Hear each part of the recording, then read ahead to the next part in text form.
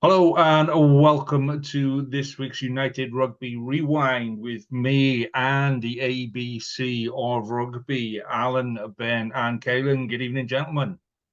Hi Evening. guys. Evening. See how I slipped in the whole AB. I'm loving the whole ABC thing, guys. We can tell. Yeah. Well, before we get into everything, first week of the URC was absolutely belting. I mean, what did we make of? Let's ask Alan first, because you like your South African sides decided to shit out of the first week and just sit there and watch. So, what did you make of watching everybody else have a I fantastic think week? I think it's pretty obvious that they're very competitive games. I think a lot closer than than years gone by. The first week, it's obvious that there's going to be upsets, and it's very obvious that the standard of the rugby is is really really good, and I think we've got a lot to be excited about and a lot to look forward to. Mm. The average difference was 2 points. Yeah. 2 points. I think a lot of the players, I mean, a lot of teams would be surprised by by the closeness of the games. I'm sure you guys were jumping up and down a lot more, probably a lot more than I was over the week, since my week started a bit rubbish. But yeah, I mean, even like the teams that you would expect to do well and that you would hope to do well, like Edinburgh, they did good, and all the teams were in with a chance to win these games, which is what you want, isn't it? Mm, mm. Kaelan, your thoughts? Just overview of the week. Well, I don't know what we can say. Just rugby? Is that a good enough answer? Like Yeah. rugby. That it's slayed if you want to use the terms that my generation used. It was unbelievable. I was in Thomond Park. Had to stay reserved. I was in press area, so I had to kind of take a step back from it. Not jump up and down. But like, what a weekend! Mentioned the Edinburgh Leinster game. Definitely a roller coaster. Both sides had their moments. I basically only seen the games involving the Irish sides, but like Munster Connacht 10 tries, Ulster Glasgow 3 tries in the last 7 minutes to decide that one. Like, what more could you ask for? Maybe a few South African teams involved, of course, but they just, as you said, they decided to go play Currie Cup, and that's fine. But we'll see what they're really made of next week, because we're all battle hardened now. We're all ready for the rigmarole of it all. Mm. Yeah, you boys are for it next week. Oh dear. Ben, what did you make of the first week? I think there's three things I'm going to say. It was the best opening weekend of rugby I think there's been in a long time, in terms of every single game. Both teams were in it right until the last minutes. Second thing, I think of the quote from This Is Spinal Tap. Does this go up? This goes up to 11, because I'm going to say that weekend was an 11 out of 10. There was just something about every game. It was just unbelievably high quality. And the third thing I'll say is I think it's just vindicated our pre-season shows, and that we've been so excited about it, and it's been borne out by the quality over the weekend. It's just been outstanding, and it just shows the advert as the URC being up there is one of the best leagues in not just in the Northern Hemisphere, but in the world right now. That in the top 14. I just think the quality on show over the weekend was just unbelievable. To see that in the opening rounds, everyone just clicked straight away, and it was just fantastic to watch. So really, Yeah. really pleased and just excited, really, really excited about the rest of the season. Just can't wait to see every weekend to pop up with. Just seems to be competitiveness everywhere. There was no bad results. Every maybe a little bit, but everyone else seemed to compete really well. Mm. And that kind of completes my ABC. They're absolutely bloody competitive. It's a thing. It's rolling already. It's growing. It'll have its own Twitter feed by the end of the season. The ABC of rugby, boys. So let's look into a couple of games then. So just remind everybody the way we kind of do it. We pick a couple of home games for our areas, and we pick a home game for our area. We review and preview that one in depth. So the games that we previewed last week in depth, we're gonna review them, and then we'll pick some games to preview for the week coming as well. And we'll try and make sure that we include all teams as we go. So let's start with first game, Edinburgh Leinster, which was yours, Ben. 31-33, and oof, even just watching it on text was superb. So what did you make of the game? Pretty bloody frustrating, to be honest. I think Ken and I were having a bit of to and fro on Friday night, and I think I should apologise in a few minutes because I may have overstepped a few times. But go on. Yeah. I'll let you get through it first. It was the minute 50 to minute 65, 70. We really let ourselves down. It was poor, and I think yes, we scored 5 tries. All 5 tries are pretty good. We scored off different types of play as well: open play, off the maul, and obviously that one at the end, which Matt Scott went and dabbed down. That was a bit of luck really because I think I can't remember what happened. We gave it. I think Leinster were down to 14, and there was something a bit odd happened in the last minute for us to go and score that breakaway try. I think what it did show is Ben Velicott has to start next weekend because Ali Price was poor. His box kicking, his general distribution, his ruck speed, and that manifests itself with the second try that Leinster scored. Ali Price box kick, turned away in frustration, looked to the heavens, and then wasn't switched on with the ball coming back.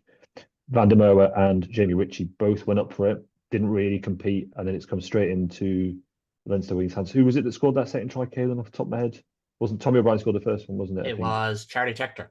Charlie Tector, yeah, who played very well. And he just broke for an Ali Price, just gave up. Same again for JGP, Gibson Park's try. Ali Price fended off very easily. Duan Van der Merwe again fended very easily by someone, a good foot shorter than him. And another thing I noticed on Twitter over the weekend is that Van der Merwe, when he goes to score tries, and he scored 2, he doesn't seem to make an attempt to come in off his wing. He will just dab down straight. So he's whether it was Ben Healy or whether it was Ross Thompson kicking, he's doing his 10s legs. He needs to start driving in, at least try until you're going to get tackled to give that 5-10 yards, because we know on the angle it was right wing, right foot off the left wing or left foot off the right wing. You're going to need that. You need that extra, just that yardage, just so you can get in a bit, so you've got a bit more space and the post open up. So overall, I think we could have won. I think there were it was just sloppy at periods of time. Our tries were well worked tries. Leinster's tries, I think 3 of them I could say in retrospect we probably shouldn't have conceded, and that was the frustrating part for me. Overall, I think it was a game we could have won, and it's one that we might regret losing towards the end of the season, because we now got a tough trip to South Africa. They've taken the 29-man squad over there. I think there'll be some changes for Saturday against the Bulls. So we said when we did our predictions, everyone kind of predicted Leinster to be top of the table there or thereabouts. So apart from yourself, of course. Apart from me, I've got insight. You see, so were they poor? Were Edinburgh stepping up? Or Edinburgh going to be, if they maintain it like that, are they going to be top of the table, or have Leinster got a couple of extra gears to go through? Leinster, I think they've got extra gears. Okay, first disagreement. I'll let you take Edinburgh, and I'll take Leinster if you want. We've definitely got a more focal point of attack with Tuipulotu. He didn't really get into the game the first 20 minutes. I think that's just the way the game was played at that point. It was very much through the forwards and the loose sort of midfield. He didn't really see much of it, but he's definitely a different point of attack. And there was definitely quite a few crash balls where we wouldn't have made them with Matt Currie or James Lang or Mark Bennett last year. And Currie went off injured very early, and Matt Scott came on, and it changed the game, I think, for us quite a bit. I think we had more structure in the midfield. And that's something we really struggled with last year. And the other thing is that we did do this, even though we lost, at least we scored 4 tries.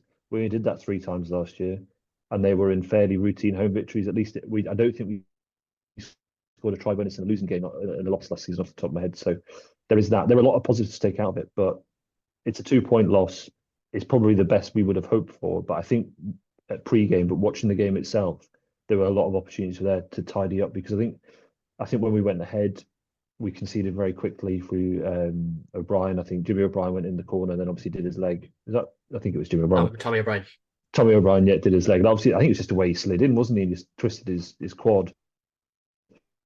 And then again, when we were 19-12 up and then conceded 3 tries quite quickly, Jack Conan and James and Gibson Park, it was just again that not being able to exit our 22 off a return, receiving a kick. That was the problem. Was I think if Sean Everett is going to be looking at anything, it will be how we return the kick in the 22, because we choked a couple of times on that. And I think if you exit properly, it's very, you then get your structure back. But it was just the ball was too loose, and I just don't think we controlled it well enough. So that's the main area I think. And the 9, I think Velicott needs to start next Saturday. I think that feels like a no-brainer for me. I'd agree, and I think it's never down to one player that you lose or win a game, be it Price or Healy or Doohan or whoever else. But like Leinster kind of got away with one there. I don't think Leinster. I think if Jameson Gibson Park's not fit, I don't think Leinster win that game. I think he's worth 14 points or give or take. The score's a nice try. Again, it's soft enough, but it's the tempo, it's the direction. I think the way I worded it on Twitter was he is their heartbeat. He is everything that Leinster do well. And look, he's one of the top 5 players in the world. Of course, of course there's going to be that element of it, but like Leinster's pack were poor for large parts. Like a lot of lads got dominated, especially the back row of Penny, Deegan, and Conan. They were pretty much dominated all night. Thought Jamie Ritchie played well, and I wouldn't be Jamie Ritchie's biggest fan as a player. Thought the Edinburgh front row stood up. Schumann, as always. I know there's always the loud chants or whatever, so you always know when he's on the ball, but he was always on the ball and Yeah. felt like had a really big game. And even Thompson, I thought Thompson did well. He grew into the game, had a couple of loose errors, but he grew into the game.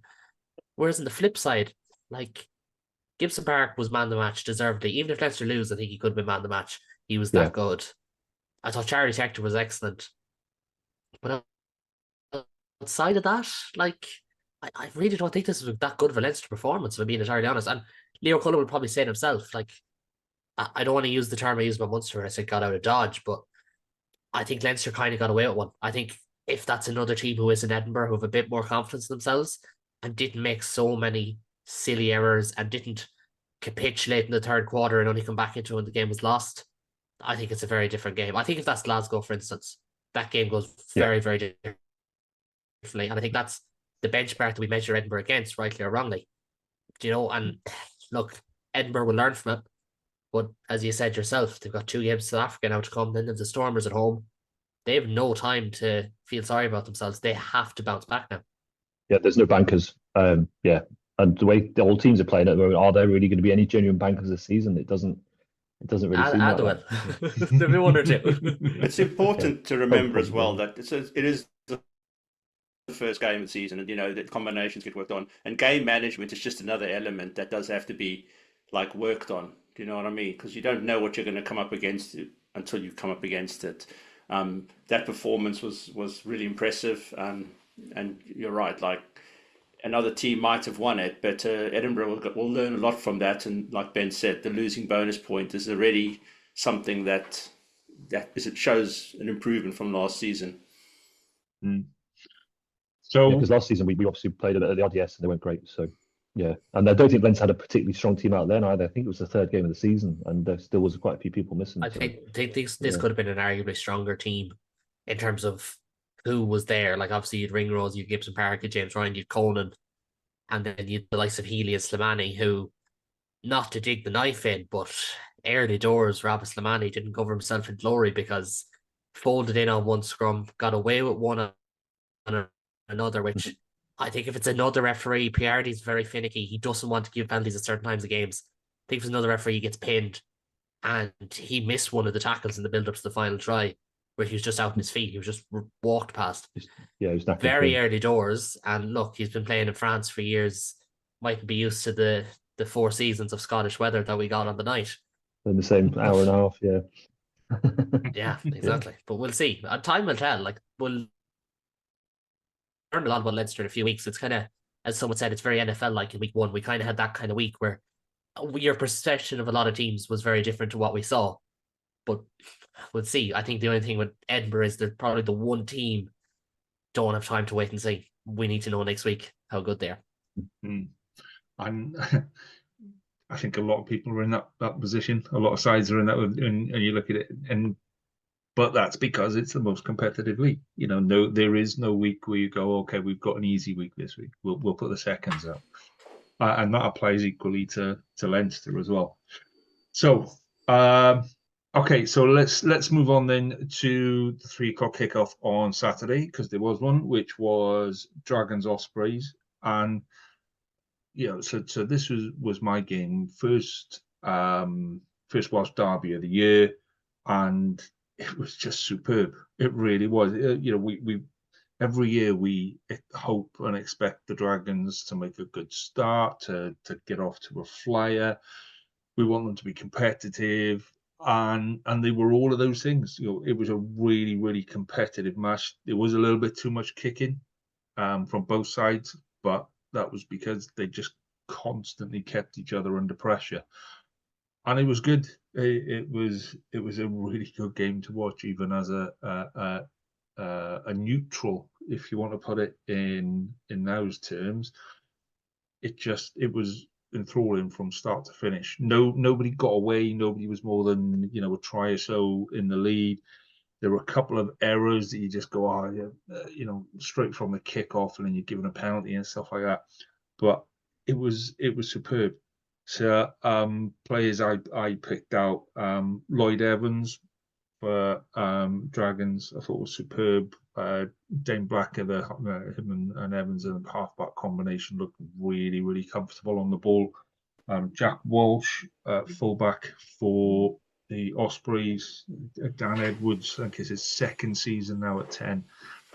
Just really stepping up, and these are all young players.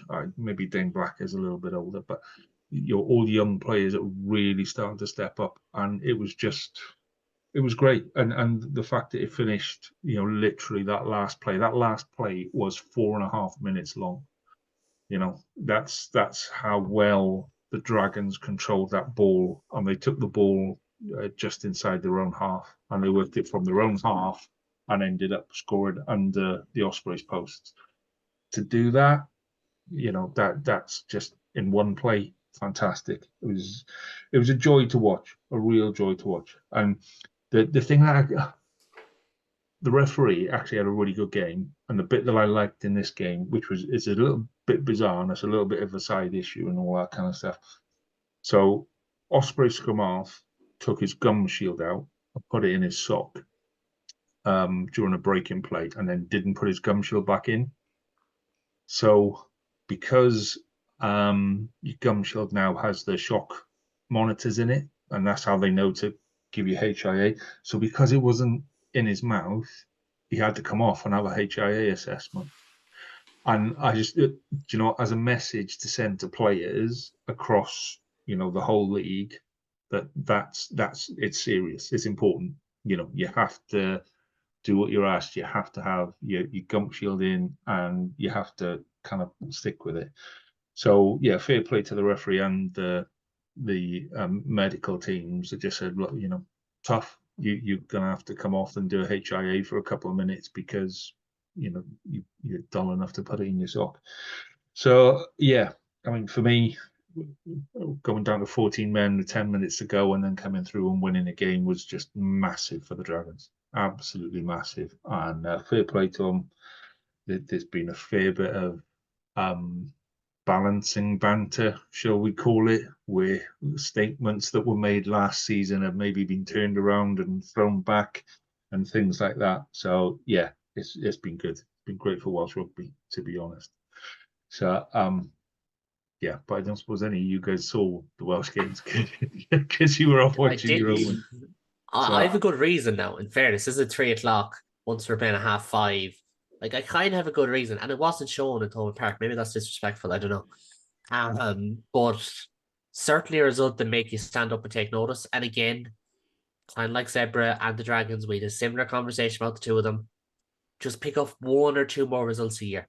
1 or 2 more could make a huge difference. And I think with this one, I think that's kind of what we seen. This was the kind of result that, like, what was it, 8 points down with 5 minutes to go? You're usually down and out. The Ospreys are so good at seeing out games. They're so good at not shutting up shop, because they're not exactly defense first, but they're so good at seeing out games because they've got that experience. Even like Dan Edwards got man of the match, and by all accounts deservedly so. But for the Dragons to find that belief to come back into it, not saying the Dragons are going to go to the playoffs. I'm not saying the Osprey season it's done by any means, but it's the results you want to see from the Dragons. And even similar to Zebra. Zebra looked down and out after 20 minutes against Cardiff. They played some of their 17-3 down, weren't they, at that point? Yeah. Yeah, they were awful. I turned it off. I won't lie. I turned it off and focused on the Leinster Edinburgh game. They were dire, but they came back into it. And that's what we need to see. And like, it's not going to happen every week of the season. The Dragons are going to overturn 10 points lost 10-point deficits every game, but it's a big result. And like for Di Flanagan, like 2 seasons ago, they got a couple of nice results early doors, and there was a good vibe around the place. Last year, they didn't really have that. This could be one of those results that just, keeps the wolves away from the door, to use that kind of expression. Well, they beat a quarterfinalist, didn't they? That's Yeah. it. So, to come your first game of the season against URC quarterfinalists losses and Ospreys, considering how well they played to get to that point last season, and then to Yep. beat them at home. I mean, they beat a team they didn't beat last year. I think if you can compete with those teams you didn't beat last year or lost to quite significantly, then it just shows progress straight off the bat. And I think it's just all about, keeping that going for the rest of the season, which isn't always easy. Well, they head to Leinster next week. So, if you There's going to It's be easier. a huge crowd of that. It's in the Aviva, which, as we all know is a big stadium, and it's Leinster Dragons. So that'll be not a COVID experience of sorts, but kind of 2021 where there's like letting 10% of a stadium in. It's going to be that kind of experience. So that'll be a blast from the past we didn't know we all missed until we get to see it. I had that experience at Leicester Montpellier at Twickenham in 2021 because it was the week I think or a couple of weeks after they'd reopened, and I went to that game, and it was a very, very strange experience because I think it was a minimum of 3 or 4 seats between you and anyone that wasn't in your party. So yeah, it was odd, very odd. So be interested to see that kind of experiment again next weekend. Well, it's not an actual social experiment. It's just kind of how Just it how it pans will out. sell. Yeah. And it's 2 seasons of it as well, because apparently the RDS redevelopment has been delayed. But enough about Dublin property development and all that. That's for another rap pod coming next season. Yeah. Well, I'm thinking that there'll be a fair few Dragon supporters heading over, and can you imagine what that would be like if they snuck one? Do you know what I mean? If that was the result of the season in week 2, I'd love that. Anyway, let's move on to the Irish derby, Munster Connacht. So, Caelan, give us your rundown on that one, mate. I mean, again, rugby. Like that's kind of all we need to say on this one. Look, Dennis Leamy was one of my favorite rugby players growing up. He's now Munster's defence coach. If he's not in the news for having started a fist fight with a player this week, I'd be shocked, because defence was optional. Defence wasn't even optional. It just wasn't on sale on Saturday. But it was an unbelievable game. It's, again, sometimes you kind of have to let yourself enjoy a game. And I watched it back, and it was, when you're caught up in the emotion of it and all that, it's kind of difficult to sense who played well, and if it was just a scrappy pre-season-y, kind of just vibes game. But it was actually really, really good watching it back this afternoon. Munster had some star performances, like Alex Sackville got man of the match again, excellent. You really wonder if New Zealand have let one slip there, because he is just made for this kind of rugby. This, not just the one system pass, go that we see in Super Rugby. Craig Casey was excellent, Gavin Coombs. And I think for Munster, and I get on to Connacht in a few minutes, this is a game Munster lose at the start of last season or at the start of the season before, where they don't quite have it, and a team keeps counter-punching, they keep coming back at them, and they're looking around, and they need someone to produce a big moment, and it doesn't come. This time it did. Gavin Coombs' try, if you didn't see it, excellent. Like, really, really nice. It was a nice little midfield move that Shane Daly slices open the defence to go wide. And then, actually, I might have mixed up 2 plays, but they get upfield anyway. Craig plays a brilliant pass to Jack O'Donnell, who tips on, lovely little catch pass, and Coombs just burrows over. There was no stopping him for about 7 yards out. You just knew he was going to score. It was actually an excellent try, but it was a game of excellent tries. Ben Murphy scored 2. Okay, one of them was very soft. There's, half a cricket field in midfield between the 2 Munster defenders. But Ioane scored a lovely try. David Hawkshaw took his well. Called forward, real powerful for his try. And yeah, Connacht will be happy, because one of the things I said on here, we previewed them, was their attack last year was stale. It was very poor at times. Now the defence was as well, and they did concede 35 points, and ultimately you can't concede 5 tries and expect to win. Munster said the same things themselves. But this was impressive for Connacht. It was impressive for both sides in ways, don't get me wrong. Munster's attack was actually really, really good. And they could have put 40 or 45 points on Connacht with the way they played. But Connacht were decent and they put up a fight. I like the selection of Josh Murphy at 6. Going with that 3-lock pack, I actually think every province should be going with the 3-lock pack at this stage, because I think given the players that we have in our forwards at props, not the biggest guys, I think it's what suits them. Connacht went 6-2 as well. That kind of worked. Ioane and Ben Murphy both on debut. Josh Ioane, former All Black, if people remember, formerly of the Chiefs. He was good. Ben Murphy was really, really good. And it's not often you come away from Thomond Park with 2 points and can be happy about it. No, they weren't overly happy. As you'd imagine, they were very disappointed. But I think no matter who lost that game would have been bitterly disappointed. Both of them did enough to win it. A couple of people saying the better team lost. I'm not really sure. I haven't watched it back. And that's not even with the Munster goggles on me. I think it's just a case of, well, Munster attacked really well. Their set piece was decent. They didn't really disrupt at ruck time. They didn't really want to. I think they implemented a game plan that if their defence hit the levels that we seen last year, they'd probably win by more. The flip side is that was Connacht's best attacking performance in ages. I thought their set piece was really, really good, barring a couple of scrums. And I can't believe it took me this long to remember to bring him up, but Mac Hansen makes such a difference. And again, I think it's something we mentioned at the time. He's a difference maker. The attack looked ready for him to come back in and do his thing, and he wasn't perfect. You ran up blind alleys a couple of times, but it's Mac Hansen, and you have to be alert when he's on the ball because he can slot in anywhere. Had a lovely crossfield kick that I think 7 times out of 10, 8 times out of 10 goes into the arms of Cordero, but Sean O'Brien brilliantly overhand catch manages to stop it. Just an excellent game of rugby. Munster played Zebra next, then the Ospreys. I think the one thing that makes Munster happier is they probably have a chance now to reset, iron things out, and then go into the kind of second half of their first block where it gets tougher. Connacht have the Sharks, who you'd imagine after the Currie Cup win, and Alan might be able to attest to it more, you might think that they might kind of have one eye on that at even a week later. But I don't know how much of it seen. It was a really entertaining game of rugby. Thought the crowd really got into it the second half, which is always good. And barring a couple of opinion pieces in the Irish papers this morning, I think everyone was pretty positive about it. A couple of, Mar victors, stuff like that thrown around, but it's an Interpro. It's not about Mar victories. It's about winning. I think it'll be interesting to see as well. Obviously, Munster conceded 33 points at home.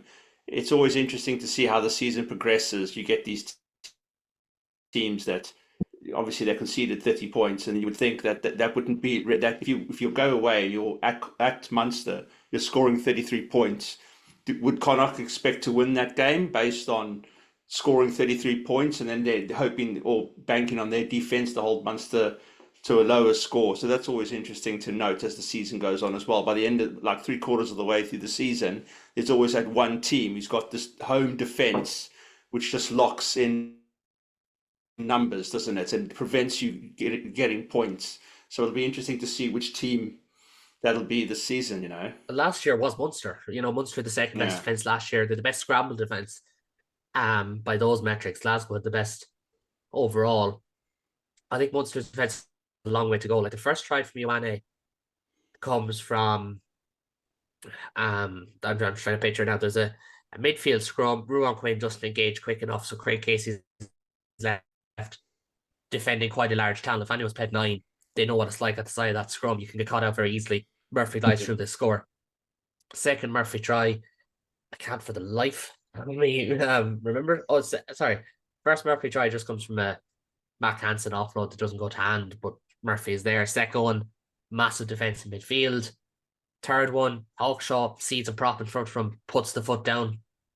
That'll happen sometimes. You can't be too upset with that one. And the other one, Ford just bounces off Tony Butler, who's a young 21-year-old 10 who needs to learn to make his tackles on his 5-meter line. I don't think Munster be too unhappy systematically, and that's why I try to look out for today, because obviously I cover them and I try to keep an eye on them. I don't think system-wise there was much wrong. There was individual errors. The flip side, I think Connacht's system finally got it right. It looked like it was getting it right with Mac Hansen in there. And on an individual basis, a couple of players were really good. I mentioned Josh Murphy, Mac Hansen, Ben Murphy, and Josh Ioane. I don't think Ben and Josh are any relation. Don't ask me to check that up. I have no way checking up. Two Murphys. Josh Ioane was excellent. And there's someone else whose name escapes me. I thought Piers O'Connor played well, actually. He kind of moved across the back line due to injuries and that. He adapted well. But yeah, I'd be fairly positive if I was both teams. Like, I look, again, you don't want to concede 30 points in your home in your opener. You don't want to concede 5 tries in your opener. But you won an Interbro with full 5 points. You take that in the middle of the season, all the same. Yeah. It's one of those. It's hard to find anybody that goes that was disappointed with their result this weekend. Do you know what I mean? I think everybody kind of got something out of this weekend. I could say Lions fans, but is that too harsh because the Currie Cup and South Africa? Or is that too? We'll come to that in a minute. Fair, Alex, just a bit. Yeah. I love you, really. So, Alan, you had a free card last week, so you chose Ulster Glasgow as your game of the week, which probably turned out to be the result of the weekend. So, what did you make of the Ulster Glasgow game, mate? I think out of all the games, this is probably a game where you can give it to the home advantage. Really, I mean, Ulster were not going to give up. I think Glasgow, near the end of the game, were probably expecting to have it locked down. But what a game, eh? Like, to keep on the pressure that they exerted on Glasgow up until the end of the game was immense. And managing to crack Glasgow was some achievement. It's going to set them up well for the rest of the next couple of weeks. But like I said, as far as home advantage goes, that was probably the strongest home field win, so to speak. I mean, they just wouldn't give up. The amount of were both scoring tries. They didn't. I mean, Ulster, like I've just mentioned, I mean, they only conceded 19 points to the champions, which is impressive from a defensive standpoint. So that's a box ticked. But I mean, I think as far as if this was a game you were invested in as a Glasgow fan or an Ulster fan, this would have had you jumping out of your seats, wouldn't it? So I have to be perfectly honest with you. I was a bit by the time this game came on, I was a bit I wasn't quite feeling rugby at the time, so I had it on in the background and stuff like that. But my phone was blowing up with the guys from South Africa talking about the Currie Cup win and that kind of stuff. So, but I did have it on, and it did keep my attention right until the end. So I was very, very impressed with Ulster. I think I backed Glasgow in my prediction, but I think I said I wouldn't be surprised if Ulster did it, and they did at the end. They're the sum of their parts, Ulster, aren't they? So they're a team, very, very cohesive. I mean, Glasgow has a couple of names that you would class as their stars and so forth, whereas Ulster don't necessarily have that, and that can be seen by the players that they're recruiting.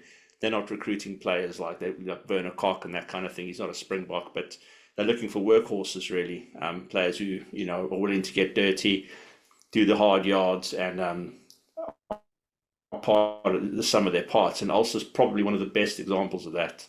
And this win, I think, shows it. It was an unbelievable close to that game, climax to that game. Like, as I mentioned earlier, there was 3 tries in the last 7 minutes, 3 tries in the last 8 minutes, something like that.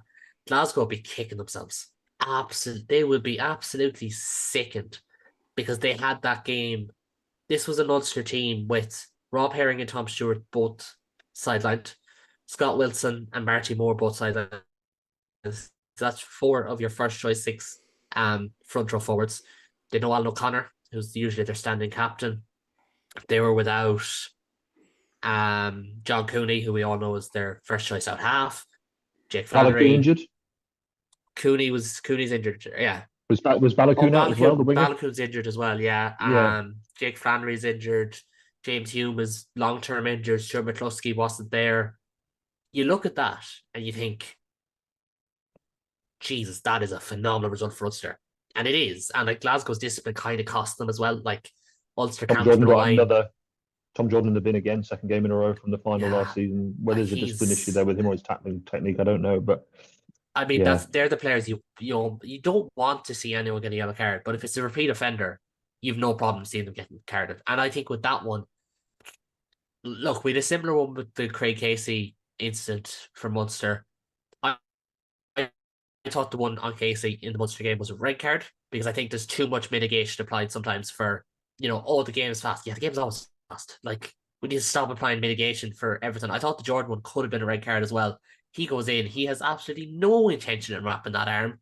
The shoulder's left sticking out there. He doesn't care who he hits. He's not focused on the technique. That one could have been red.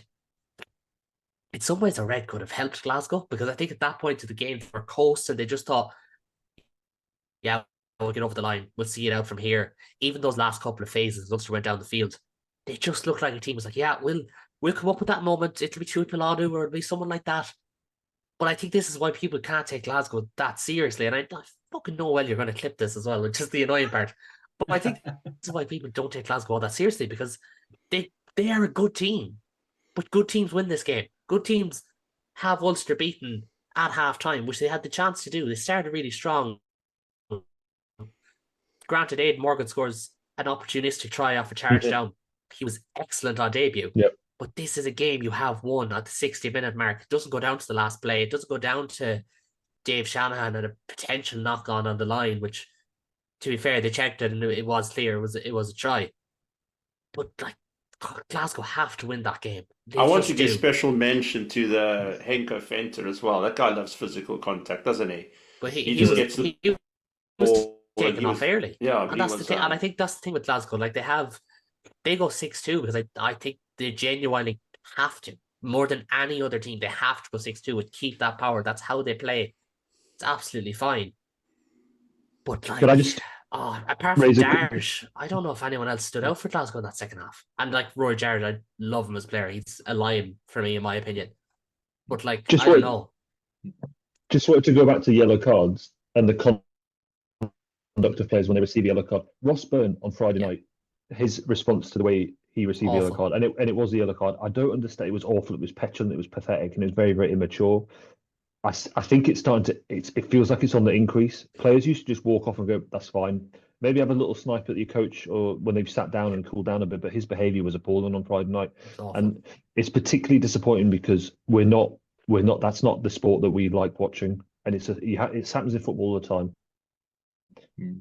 But no, it's not something like seeing. But unfortunately, we're used to these cards. This isn't a new thing to clamp down with yellow cards and red cards. Players should be used to it at this stage. You fuck up, find out. Do you know what I mean? Like, yeah, but the thing is, I don't think social media helps. I think when these clubs are posting things on Instagram and they're mentioning, like, this is a South African cycle, they say Rugby Mag, which rates the ref after every single game. Like, it doesn't help. And then players read these kind of things. And then even Marnie Lebach, we'll get into it later, not for too long, but misses a kick. And I knew, and Russie mentioned it as well, like, the amount of abuse he's going to get from that. I mean, that's not necessarily a referee-related thing, but if you are going, I mean, the South African, as a general rule now, it's Marnie's fault, and then if it's not him, it's the ref. And it shouldn't be like that. I mean, the general public might not invest as much time into getting to know the game like you guys obviously do. But there is an element of, if we just blame the refs are human, they're going to make mistakes. But you make a mistake, and then the following week you have that referee, and straight away your players are starting to think they don't trust the referee. Or I know that in some of the South African games, the female referee took a bit of heat from players like Bongi. I don't know. He wasn't very respectful either, and he had to be told. She was very strong, and I think she was. Was it Holly Davidson or Joy Neville? Was it Holly Davidson, or was it the South African? No, it was Amy Barrett. She's South African. That's right. Yeah. But the thing is, like, it comes from social media. It comes from, like, these referees make a mistake, and then it's just the general public get hold of it, and the players are human and they buy into it as well. That they do, and you get a yellow card from the referee, and you're kind of like, oh, I knew it. It had to be this guy. So that's something which definitely has to be addressed. I agree 100%. But Ross Byrne's yellow card was obviously a yellow card. He was, Darcy had won that ball. It was coming down to his arms. He was looking to run on, and Ross Byrne is coming late. It's one of those. He did have time to back up, but it was just strange with the reaction. Yeah, and you're expecting him to just do the whole, oh shit, sorry. Do you know what I mean? Like, usually you're like, oh, sorry, that's on me. I don't think he even checked Darcy. He didn't look down and go, "Are you okay, mate?" Because Darcy's on his back. That's the other thing. They're not doing that. Players are knocked out on the field. And back like 10 to 15 years ago, you'd have players knocked out, and you'd have opposition players going over to them, Well, checking. You don't now. yeah. They're being tasked with getting up and defending. So that's another thing which has become evident in a few games over the weekend. And the entire players. discourse around it is wrong as well. And I'm not saying ye, I'm not disagreeing with you in the slightest, but like we've an incident in the Munster Connacht game, and pundits are saying no, you can't give it a card for that one. It's head on head. It's always been a card. You've got this one with Ross Byrne, and you'll have another pundit apologising because they probably know the guy, and you'll have Tom Jordan, maybe one of his mates, to be on punditry. I'm not blaming these players. Like, don't get me wrong, like pundits are in a hard position, but it's just this giant cycle of a player messes up. Oh no, you can't blame them. Can you blame the coach? No, you can't blame the coach. Can you blame the referee? No, you can't blame the like. Players are the ones making the tackles and the infringements, and you know, if you're going to not blame a player for kicking the ball dead, you can blame him for using his shoulder and attacking instead of using his arms. You know, that's kind of how I see it. But just, and I know we've to touch on next week's games. I just really want to get this in about Ulster before I finish. I don't know if I got the chance to say it in the preview, but what really impressed me about Ulster is there's a new crop of young players coming through who are dogged and drag them off the line. I know, Ben, you and I on this one. Harry Sheridan got 25 minutes off the bench. He was everywhere. Cormac Izuchukwu got about 30 minutes. He was everywhere. Dave Shanahan is not that young. He's been third twice at Ulster for as long as I remember. He was brilliant off the bench. And even, you know, like Dave McCann is still only 22. Like, this is exactly, like, this is what fans buy into. There's young players. There's a doggedness about them. There's a determination. And I think a lot of Ulster fans just want Ravenhill to be a hard place to go and win in again, because for years, as we all know, it was a really tough place to win in. That game solidified that. And they're going to lose players to the Emerging Ireland Tour. We won't discuss that. But to see someone like Harry Sheridan, 22, 23, give or take, Dave McCann the same age, Drew Postlethwaite, Cormac Izuchukwu, and they're standing up and they're providing the big moments. And like, a latch before a try is just as important as a nice offload. You know, it's all important. And to see these players stepping up in a big moment, and that's what really impressed me about Ulster last night. That's why I was disappointed with Glasgow, because I think, aside from maybe Kyle Stain or Rory Darge, and like they scored that lovely try, they're both involved in that lovely try at the end.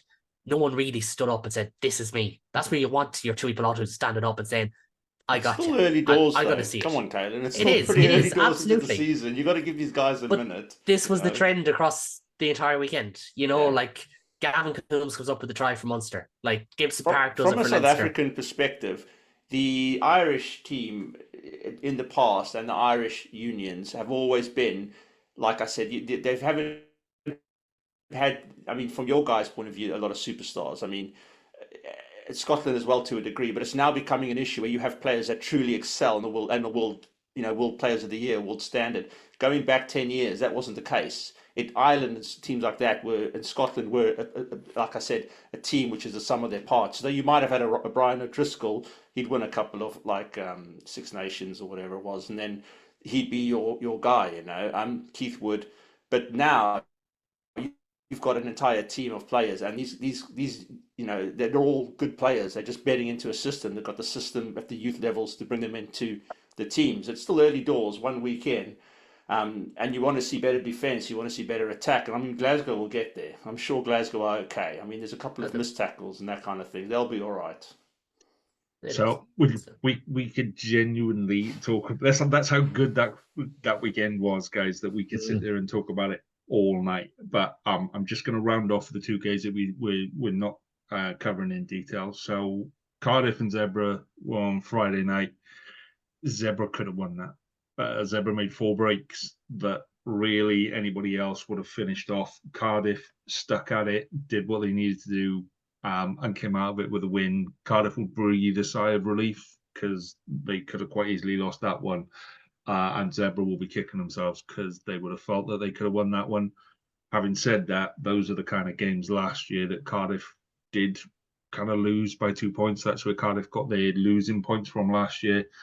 So to come out on top this year will be a big relief and a big boost for the Cardiff team. So yeah, Cardiff 22, Zebra 17 on Friday was a decent game to start the weekend.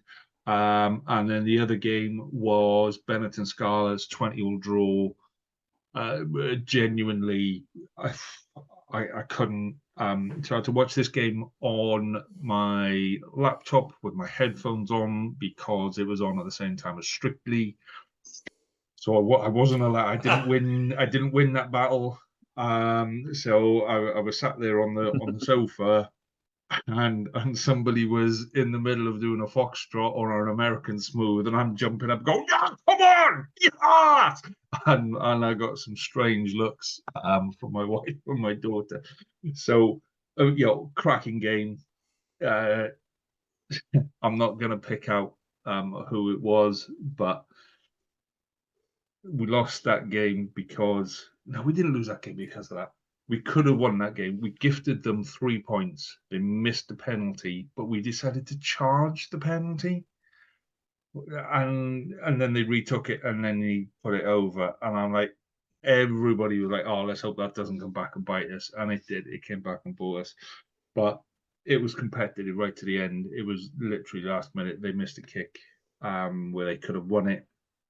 But yeah, for me as a Scarlet, the scrum worked, the line-up worked. We were competitive, we were defensive. We played a team that is, going to finish in the top half of the table, and we absolutely competed with them. And for the second half, we probably had the better of that game in the second half, and probably should have won a little bit more. So yeah, but a 20-all draw felt like a win. Genuinely, coming from where Scarlets were last year. That I was going to say, I think Scarlets would have lost that game last year. So absolutely. I think that's a big improvement. Yeah, and that's definitely there's a lot of positivity around the Scarlets after that game. Particularly, we lost Costello like an hour before kickoff. He just came down with an illness and pulled out an hour before, so we rejigged everything an hour before kickoff, and it worked really well.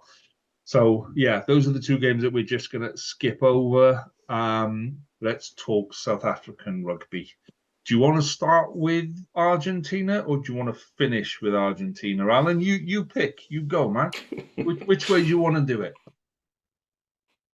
Yeah, I think Argentina probably deserved the win. I think we all know how hard it is playing over there. We obviously raced into a 17-0 lead very quickly, and then the wheels just kind of came off, and Argentina just came back into the game. I think, we know that they're resilient. We know they're dogged. They were interfering with our lineouts. I think their scrum wasn't up to much. But when our player, Orense went off, I think they just capitalized on that. Gaps in our defense. They got around the outside, and I think they were, really, really entertaining to watch from an Argentine point perspective. Obviously, the Springboks will be disappointed. They got a losing bonus point, but we go again next week, and hopefully Imani Lebok is able to pick himself up from this and not let it affect him too much, because obviously there's a lot of public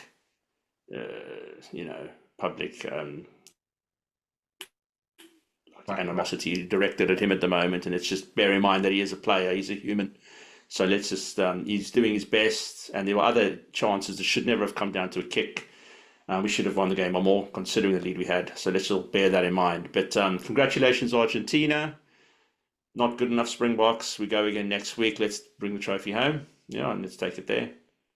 An Argentina bonus point wins the championship for them for the first ever time, and it's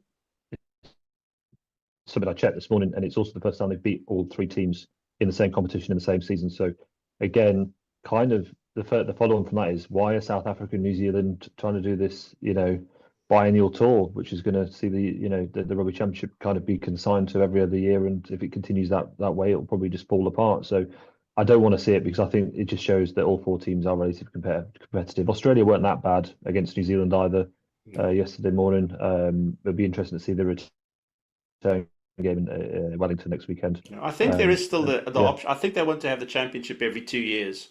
I think they still want to have it, and then I think it would be something like, if you have the tour, then I think they're trying to work out a system where it would still happen, but just obviously a lot less frequently. But the point I wanted to raise about it was, like, if you look at Italy in the Six Nations and you look at Argentina in the championship, the improvement that Argentina has shown over, a relative short period of time, over the last 20 years or so.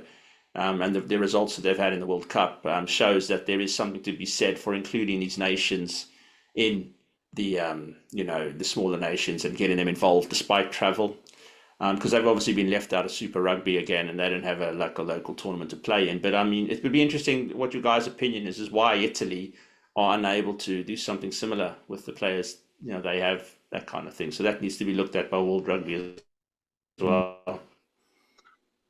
And that's a question for Six Nations time. Yeah. Because, we start that one now. We ain't getting off this call till midnight. So, yeah. So give us a quick rundown on Currie Cup. How did that pan out for you? Well, the Lions had a home final. They got a few thousand people there, which is nice to see the stadium. Lots of people there. The Lions had the chance to win the game. There was more penalty, which they took the line out and mauled it up, gone 80 minutes.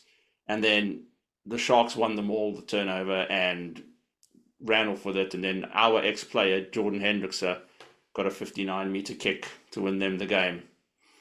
So very, very disappointing. Very disappointing. I mean, some of the worst game management from the Lions that I've ever seen. And the fact that it hurts twice as much because it was our player who scored the penalty against us on a field he's grown up playing rugby on. So that's very, very disappointing. But on a positive note, we have Ulster next week, and the Lions owe us a win. And they are battle hardened, despite what Caelan said. So we'll need to see. The South African teams are battle hardened as well, and they'll be raring to go. And I think Ulster are going to have a really hard time in Johannesburg. Okay.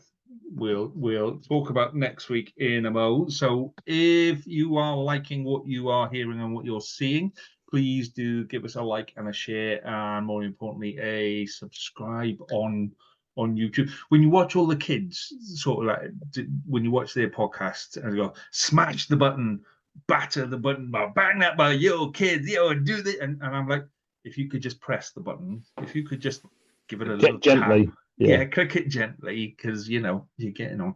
But yeah, if you could give us a subscribe, that would be great. It really helps for what we're trying to do with the podcast. So let us move on to week 2 of the URC. So we're going to start with the game that you were just talking about, Alan, Lions and Ulster. So give us your expectations on first week for South African sides in this competition. Are we going to see most of the players from the Currie Cup, some of the players from the Currie Cup? How is that going to work? And Ulster have just beaten the last season's champions, so it's looking like a really good game already. Yes, the benefit of us having the Currie Cup is it's obviously a very important competition to the South Africans. But what it's helped us with is have a pre-season game, which means something. So what happened was the Lions and the Sharks basically played virtually their first string teams minus the Springboks, which the Lions didn't have that many. So I'm expecting the Lions team to be virtually the same team that played in the Currie Cup final, and they'll be raring to go against Ulster. Potentially there could even be some fans there as well, so we'd like to see the stadium get a bit fuller this season. But I think Ulster are going to struggle. I think they're going to go over to Johannesburg, and I think it's going to be it's a tough place to go anyway. But I'm predicting that the Lions are going to win that one, possibly with a bonus point, because I think this time of the year in the UK, early on in the season, I think it's just going to take a couple of games for Ulster to get their mojo back after the game they just won. But it's going to be difficult for them, and I think the Lions are going to win the game. The Stormers and the Bulls, we'll get your opinions on them in a minute, but they probably won't be quite as ready as the Lions and the Sharks are going to be. Okay. So let's get a quick score prediction out of you then for Lions and Ulster. So I want to go in the region of around, let's say, 17-28. 17-28. So what? Lions winning 28-17. Yes. Oh, okay. I mean, we're not going to hold you to it, but if you get that wrong next week, we are going to rip it out of you constantly. No, you guys don't have to. I'm getting these wrong, so don't hold me to any of You it. said Glasgow. You said Glasgow last week. So Yeah, but I also said I Yeah. wouldn't be If I'm an Ulster surprised. fan, I'm just I wouldn't be surprised taking if out the Ulster cigar won. and Yeah, you're already developing a reputation as not the person to follow for predictions, Al. So Not a Yeah, gambler. don't follow your bets. Yeah. No, not a better. Yeah. I'm not a better. No. Did anyone see my Super Brew predictions? Jesus. do you know Only. what? I got the first 2 games right.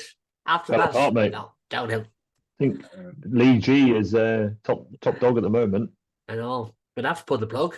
because because he backed up his Dragons prediction with actually clicking the button for Dragons on the Super Brew League. So that's what's got him in the top because we all went the opposite direction. Yeah, what can I say, boys? You know, it's I'll be Insight honest. up there. And Yeah, these Scarlets getting a result when we didn't see it. Imagine. what can I say? It's Confidence. rigged. We will do more on the prediction league when I'm organised enough to check it before is the basics of it. Right, let's look at Connacht Sharks, which is your game of the week for this week, Caelan. What can we expect from that one? I mean, they kind of gave me slim pickings for the Irish teams. We did pro last week, like we'd Leinster go to Edinburgh. That was a tough one. You know, Ulster to Glasgow. This week, Connacht Sharks, Leinster against the Dragons, and Zebra against Munster. I didn't really have much to choose from here. But in one hand, you've got the Sharks. They got the money. They got the box. They got the Currie Cup now. Sorry, that's the last time I mentioned Alan. I don't really care about the Currie Cup, but it's just, important here. They got this momentum, feel-good factor. They're Challenge Cup winners. Then you got Connacht, and they're doing up the stadium, and they should have won in Limerick, and they'll have no Bundy yet. Might even have Finlay Beelum back. And, these are the games that we get told that South African teams just go out and win. They just turn up, they win them. They're great.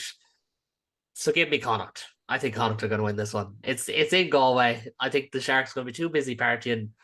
I don't think they'll be too interested. They never really have much interest when they come to Ireland compared to, say, the Stormers or the Lions or the Bulls. So I think Connacht is going to take this. I think Connacht will be really eager to back up a big performance with a big performance and a big win, because I think if you go into round 2 with 6 points from your first 2 games, I think you'd be really, really happy, because I think that's what the aim would have been anyway. If they, you want to be getting something from every game. They could go into this with 6 points for 2 games. They would be bouncing, and I definitely think that they can do it. I'd be confident enough. I'd like to see Connacht keep things fairly similar to last time. Obviously, Shane Bolton got injured in the first half. Joe Joyce and Santi Cordero in the second half. So they might be without those. They'll be without Darren Ray. They'll be without. I can't remember. They'll be without a few players, like 7 players for Emerging Ireland. But like, these are the games that you kind of got used to seeing Connacht win it again.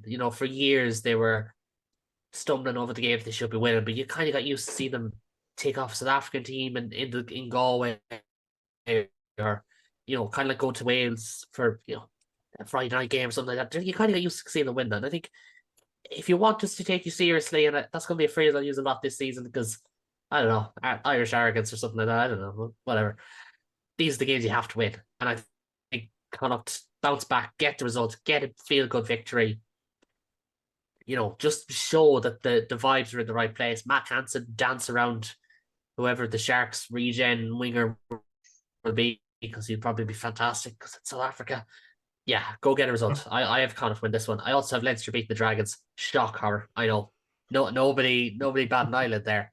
And I have Ulster beating Zebra. So Okay, I also want to say Ulster beat the Lions, but Ulster are going to be absolutely depleted with Emerging Ireland, so I don't think I can back them up again. But 3 Irish wins. Let's go. Okay, so what's the actual score prediction for Connacht I don't Sharks? do score predictions. You're gonna have to, man. Come on. I don't do. I'll go Connacht 31, Sharks 15. Okay. And I know that seems like a lot, but I think the Sharks will it'll be one of those games Connacht will pull clear. The garbage time, as they say in America. I think it'll be that kind of a result. I think Connacht get a bonus point win. So the whole first week, everyone winning by 2 points. That's just Nah. balls to let us out the window. We front loaded our this is like the World Cup last year. Front load all the fixtures and then get the hammerings out of the way and then get into the serious stuff at the end. Okay. Ben, you got Glasgow Benetton. So yeah. Edinburgh Bulls. Oh, sorry, got it the wrong way around.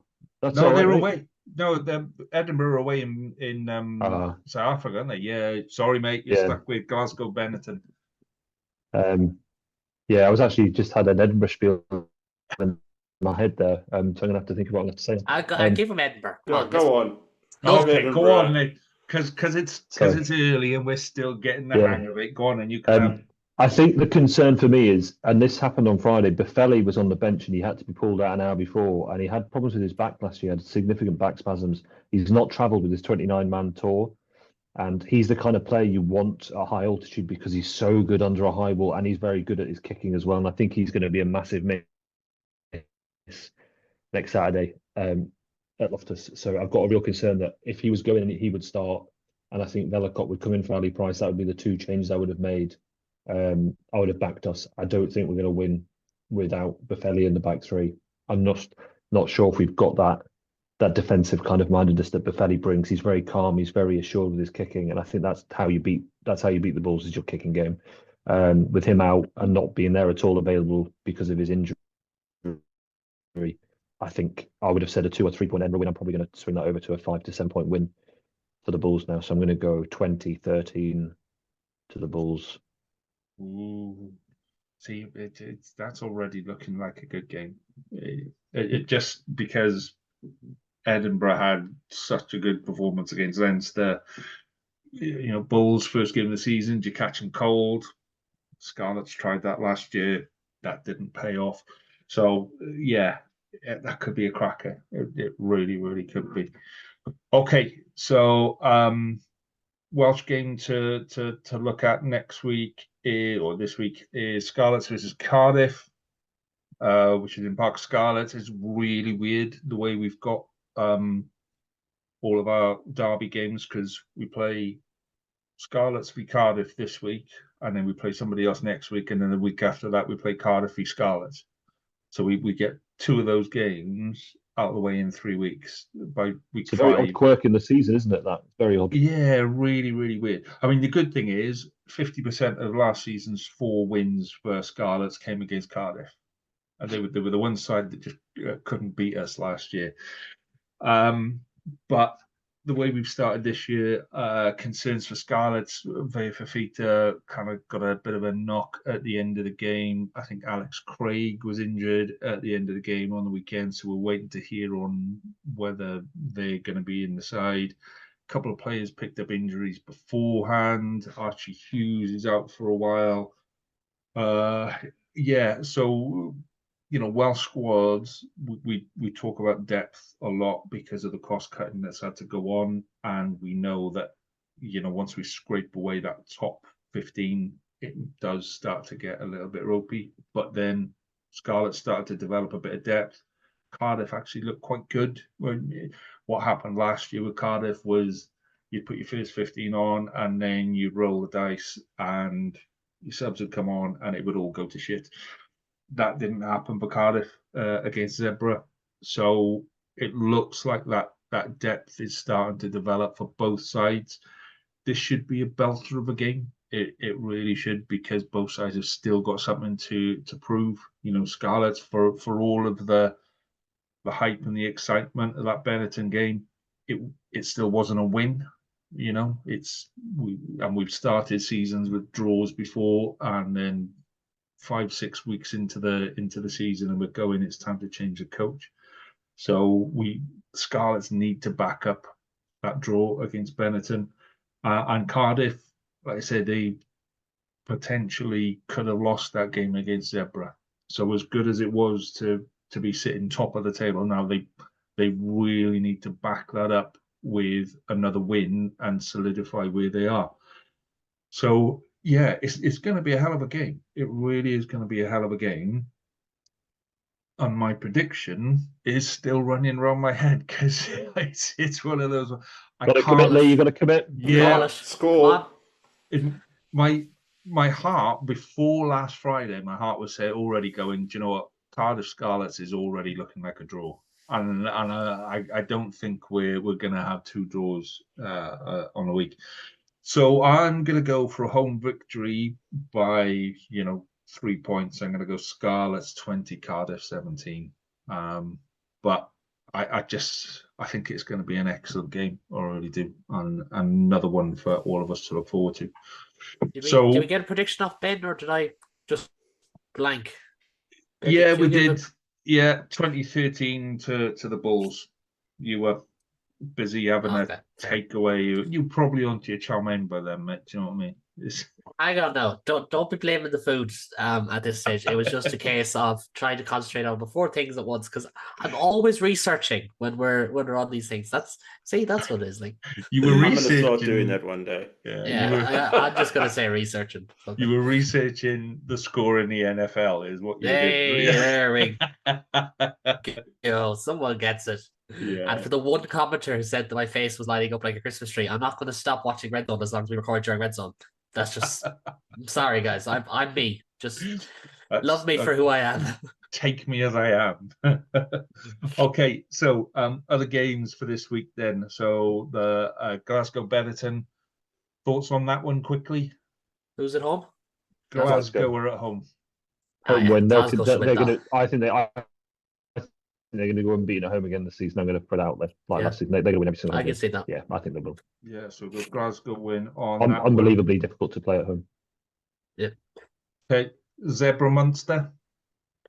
I mean, look, how can you look away from Zebra? No, I think Munster. I think the big thing for Munster is, like, Zebra can play ball. Zebra can really attack. Just keep them quiet with ball in hand. Hold on to the ball a little bit more. We're only 45% possession yesterday. A little bit more on that. My only concern is that Billy Burns took a knock and Jack Crowley mightn't be back yet, so we might have to start Tony Butler at 10. But yeah, bonus point win there and onto the Ospreys, hopefully.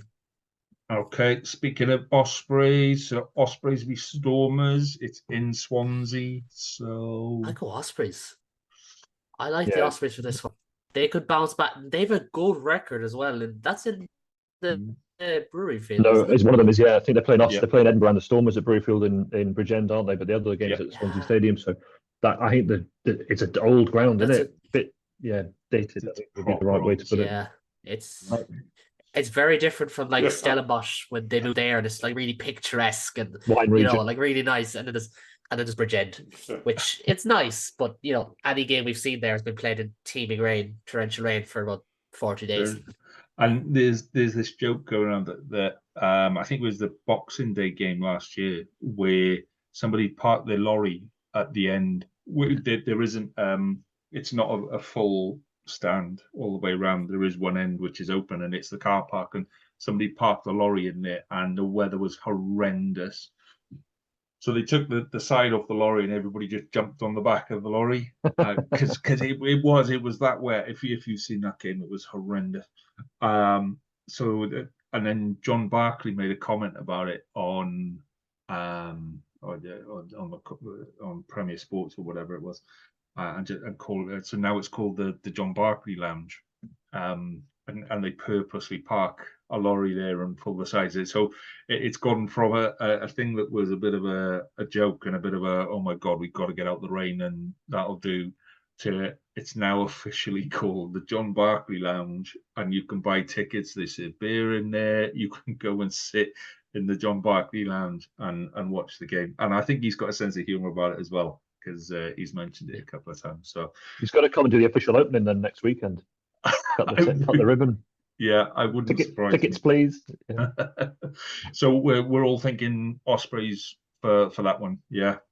Are you going to agree with that, Noel? Are we going to go for? I want the Stormers to win, but I do also agree. I think they'll struggle first up. They're probably out of all the South African teams, I think they're probably the ones who have had the longest break. They're probably the least hardened and ready to go. So I'll probably go with the Ospreys as well.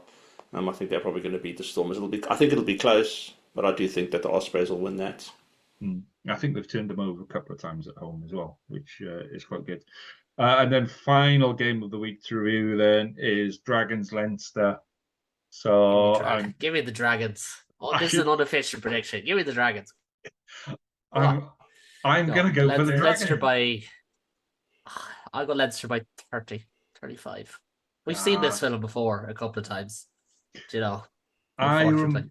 I remember it was a couple of seasons ago, it was quite a few seasons ago, but it was on a Sunday afternoon. It was second or third game of the season, and everybody kind of like forgotten about it.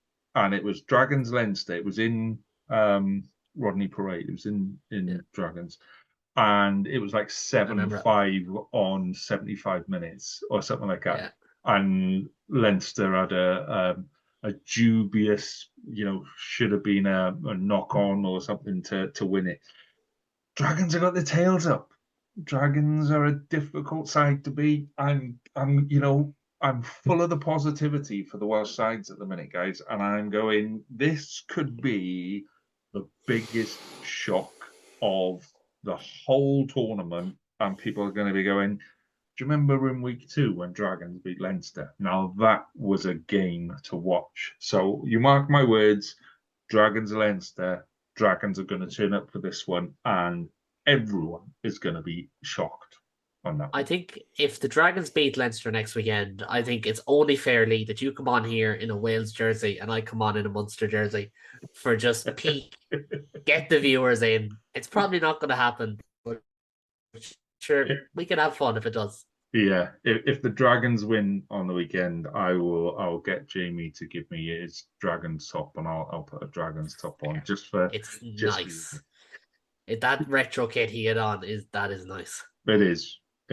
I will be fair for that. So, on the balance of probabilities, I'm guessing Ben Allen, you're going to stick with Leinster and be boring, but I like to see Leinster lose every weekend because I just really like them. Something about that side is a bit like Man United football. I just can't stand them, and I like to see Leinster lose. So if the Dragons, go on. If they're within range at half time, Dragons are going to win. I'm going to fall in behind you on that one,